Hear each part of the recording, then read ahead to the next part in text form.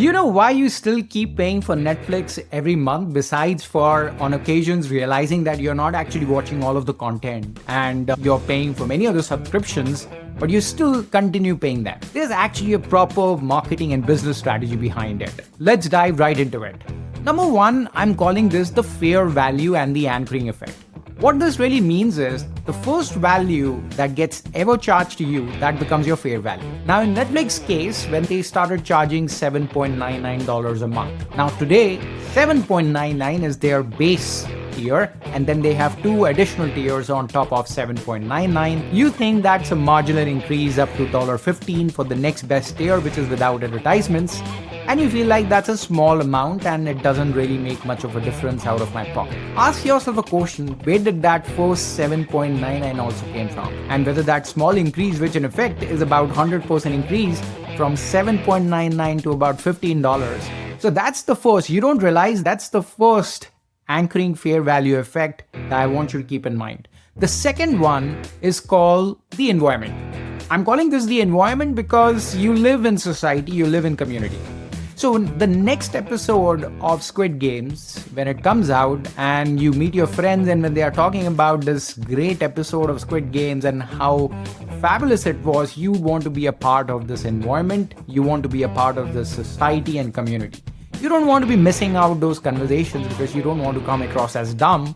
So you want to be intelligent, and therefore you pay for Netflix every month because they come out with these limited series which trend and you want to be a part of that. The third I'm calling here is the painful effect. Now the painful effect, as the name says, is it's painful to leave Netflix. Why? Because Netflix in a way knows a lot about you, your likes and dislikes.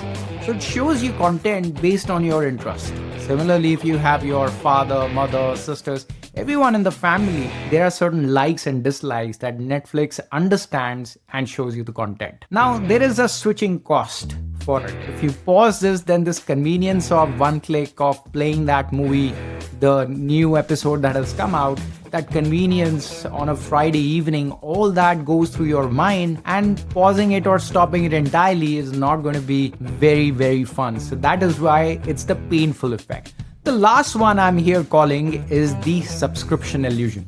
Now, remember the anchoring fair value that I was telling you in the beginning, which is just maybe a $2 increment on that fair value, $7.99. Now, you may think that you're just paying about $8 or $9 every month, and it's not a lot. And think about when I also asked you that how come this such fabulous content is just available for the small price? If you bundle all these prices together, in a way, Netflix has got you as a customer because you're going to be paying all of this every month. In effect, in 12 months, this is going to be about $100. So that bundle effect that you may not realize is an illusion, which is what this pricing strategy that Netflix brings forward to you does to you, and you don't even realize it. So altogether, all these principles that I've shared with you, if you put them together, it's really pricing psychology. So Netflix is not just a streaming service which comes out with movies and new limited series. It is a designed behavior. So think about how you can actually develop a behavior